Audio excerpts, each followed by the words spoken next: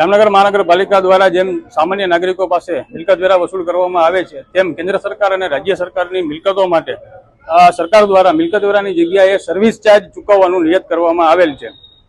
આ અન્વયે કેન્દ્ર સરકાર અને રાજ્ય સરકાર દ્વારા અનેક પરિપત્રો કરવામાં આવેલ છે। આ સર્વિસ ચાર્જના વિરોધમાં કેન્દ્ર સરકારની અનેક વિભાગો છે એ નામદાર સુપ્રીમ કોર્ટ સુધી લડવા ગયા હતા અને નામદાર સુપ્રીમ કોર્ટે પણ 2009માં એક જજમેન્ટ આપી દીધું છે કે ભાઈ મિલકત વેરાની જગ્યાએ આ વિભાગોએ સર્વિસ ચાર્જ ચૂકવવાનો ફરજિયાત છે।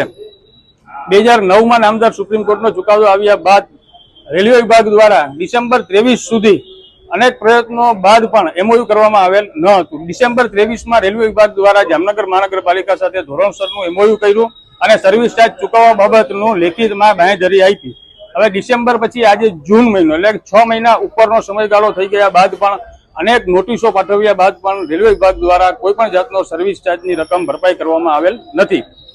સામાન્ય નાગરિકોની આજે નાની રકમ માટે પણ મહાનગરપાલિકા દ્વારા મિલકતો જપ્તીમાં લેવામાં આવે છે। તો આ રેલવે વિભાગ છે જેના 34.92 કરોડ રૂપિયા જેવો સર્વિસ ચાર્જ બાકી રોકાઈ છે, તો આ રકમ ભરપાઈ કરવા માટે મહાનગરપાલિકા દ્વારા આજે રેલવે વિભાગની મિલકત છે એ જપ્તીમાં લેવામાં આવેલ છે। આ કેસ છે નામદાર સુપ્રીમ કોર્ટ પહેલા હાઈકોર્ટમાં, એની પહેલા ડિસ્ટ્રિક્ટ કોર્ટમાં, એટલે 1981 થી આ સર્વિસ ચાર્જની રકમ બાકી રોકાઈ છે, એટલે 81 થી 24-25ના વર્ષ સુધીનું આ 34.92 કરોડ રકમ થવા જાય છે।